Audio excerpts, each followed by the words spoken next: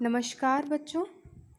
आज से हम कक्षा 8 की हिंदी की पूरक पाठ्य पुस्तक जिसका शीर्षक भारत की खोज है का अध्ययन शुरू करेंगे। इस पुस्तक की रचना पंडित जवाहरलाल नेहरू जी ने की है। पंडित जवाहरलाल नेहरू जी ने सन 1944 में अप्रैल सितंबर के बीच अहमदनगर के किले, जो कि महाराष्ट्र राज्य में स्थित है, की जेल में इस पुस्तक की रचना की थी। असल में पंडित जवाहरलाल नेहरू जी द्वारा जिस पुस्तक की रचना की गई थी, उस रचना का नाम डिस्कवरी ऑफ इंडिया था, जिसका हिंदी अनुवाद होता है भारत की खोज। अब इस पुस्तक का हिंदी अनुवाद किसने किया है? इस पुस्तक का हिंदी अनुवाद निर्मला जैन जी ने किया है, जो कि दिल्ली विश्वविद्यालय के हिंदी विभाग के पूर्व अध्यक्ष रहे हैं। अब बात करते हैं अनुवाद, संक्षेपण और संपादन शीर्षक के अंतर्गत लिखे गए इस लेख में आई मुख्य बातों के बारे में। पहले तो मैं इन तीनों शब्दों का अर्थ स्पष्ट कर देती हूँ। अनुवाद शब्द का अर्थ होता है एक भाषा में लिखी गई रचना का दूसरे भाषा में परिवर्तन करना। संक्षेपण का अर्थ होता है किसी रचना, लेख आदि में आए विचारों को संक्षिप्त रूप में पेश करना, अर्थात छोटे रूप में पेश करना। संपादन शब्द का अर्थ होता है किसी लेख, पुस्तक आदि में आवश्यक संशोधन और परिवर्तन करके उसे सार्वजनिक प्रयोग अथवा प्रकाशन के योग्य बनाना। इस शीर्षक के अंतर्गत लिखे लेख में आई मुख्य बातें इस प्रकार हैं। पहली बात, इसमें पंडित जवाहरलाल नेहरू जी द्वारा लिखी गई 3 कालजयी कृतियों की चर्चा की गई है। कालजयी शब्द का अर्थ होता है शाश्वत, प्रासंगिक, या जो काल की सीमा में नहीं बंधा होता है। पहली कृति अर्थात रचना का नाम है विश्व इतिहास की झलकियाँ, दूसरी रचना का नाम है आत्मकथा और तीसरी रचना का नाम है भारत की खोज। इस लेख की दूसरी मुख्य बात यह है कि इस पुस्तक की भूमिका में, यानी डिस्कवरी ऑफ इंडिया पुस्तक की भूमिका में, नेहरू जी ने अहमदनगर के किले में अपने कारावास के दौरान जिन साथियों का उन्हें सहयोग मिला था, उन साथियों को बहुत सम्मान से स्मरण किया है। इतिहास और संस्कृति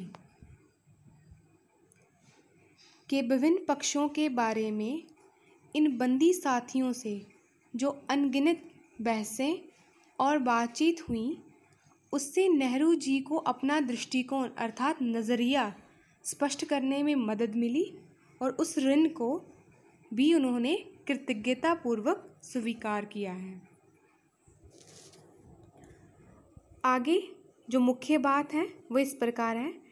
इस रचना में भारत के इतिहास को घटनाक्रम में नहीं बल्कि सांस्कृतिक यात्रा के रूप में देखने और समझने का प्रयास किया गया है। तीसरी मुख्य बात यह है कि ये भारत की खोज डिस्कवरी ऑफ इंडिया नामक पुस्तक का हिंदी अनुवाद है, इसमें 2 बातों को शामिल नहीं किया गया है। डिस्कवरी ऑफ इंडिया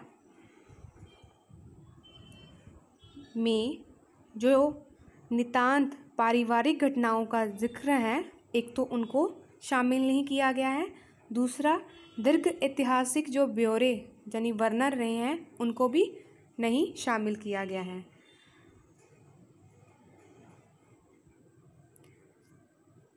आगे बात करते हैं इस पुस्तक के लेखक की। जैसा कि आपको बताया गया है कि इस पुस्तक के लेखक का नाम पंडित जवाहरलाल नेहरू जी हैं। अब पंडित जवाहरलाल नेहरू जी के बारे में संक्षिप्त जानकारी प्राप्त कर लेते हैं। सच्चे अर्थों में नेहरू जी आधुनिक भारत के निर्माता हैं, यानी आधुनिक भारत का निर्माण करने वाले कौन हैं? नेहरू जी हैं। महात्मा गांधी जी की अगुवाई यानी नेतृत्व में, लीडरशिप में उन्होंने आज़ादी की लड़ाई में सक्रिय भाग लिया। सन 1947 में अंग्रेज़ों की गुलामी से देश आज़ाद हुआ और वे 1947 से 1964 तक प्रधानमंत्री रहे। भारत के अलावा उन्हें दुनिया भर में एक ऐसे धर्मनिरपेक्ष, मानववादी और राजनीतिक के रूप में जाना जाता है जिन्होंने विश्व शांति और समाजवादी आदर्शों के लिए जीवन भर आवाज़ बुलंद की, यानी आवाज़ उठाई। अब धर्मनिरपेक्ष शब्द का अर्थ होता है जो धर्म के आधार पर पक्षपात नहीं करता है, जिसके लिए सभी धर्म समान होते हैं। वह व्यक्ति जो अपने धर्म का तो सम्मान करता ही है, दूसरे धर्म के प्रति भी सम्मान की भावना रखता है, उस व्यक्ति या संस्था विशेष को धर्मनिरपेक्ष कहा जाता है।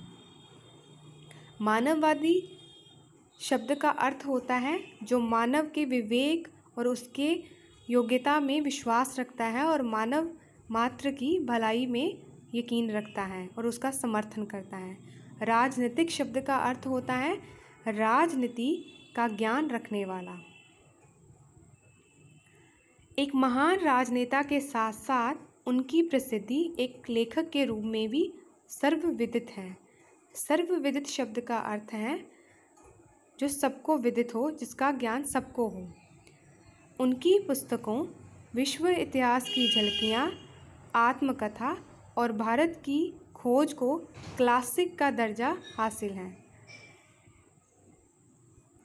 भारत की खोज उनकी अंग्रेजी में लिखी पुस्तक डिस्कवरी ऑफ इंडिया का हिंदी अनुवाद है, जैसा कि आपको पहले ही बताया गया है। इसे उन्होंने स्वतंत्रता आंदोलन के दौर में, दौर शब्द का अर्थ होता है समय, युग में, 1944 में अहमदनगर के किले में अपने 5 महीने के कारावास के दिनों में लिखा था। पुस्तक रूप में ये प्रकाशित हुई सन 1946 में। इस पुस्तक में नेहरू जी ने सिंधु घाटी सभ्यता से लेकर भारत की आज़ादी तक विकसित हुई भारत की बहुविध समृद्ध संस्कृति, धर्म और जटिल अतीत को वैज्ञानिक दृष्टि से विलक्षण भाषा शैली में बयान किया है। बहुविध का अर्थ होता है जो विभिन्न प्रकार की हो। समृद्ध का अर्थ होता है अमीर। संस्कृति में सब कुछ आ जाता है, जैसे हमारा रहन सहन, खान पान, हमारा आचार व्यवहार इत्यादि। अब इस पुस्तक में सिंधु घाटी की सभ्यता से लेकर भारत की आज़ादी तक जो भारत की संस्कृति, धर्म और जो अतीत विकसित हुआ था उसको बहुत ही वैज्ञानिक दृष्टि से जानी, तथ्यों को आधार मानकर, तर्क को आधार मानकर और विलक्षण यानी अनोखी भाषा शैली में पेश किया गया है। अल्बर्ट आइंस्टाइन के शब्दों में बात कही जाए तो उन्होंने लिखा है कि इस पुस्तक से एक महान देश के गौरवशाली अतीत और आध्यात्मिक परंपराओं की समझ हासिल होती है। 6-7 दशक, दशक शब्द में का अर्थ होता है 10 वर्षों का समय। 6-7 दशक पहले लिखी गई यह पुस्तक आज भी उन सभी के लिए प्रासंगिक है।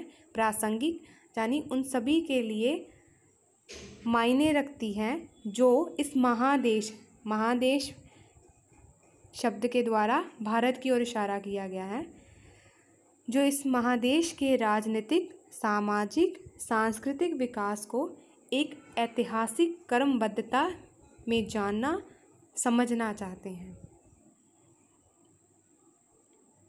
धन्यवाद।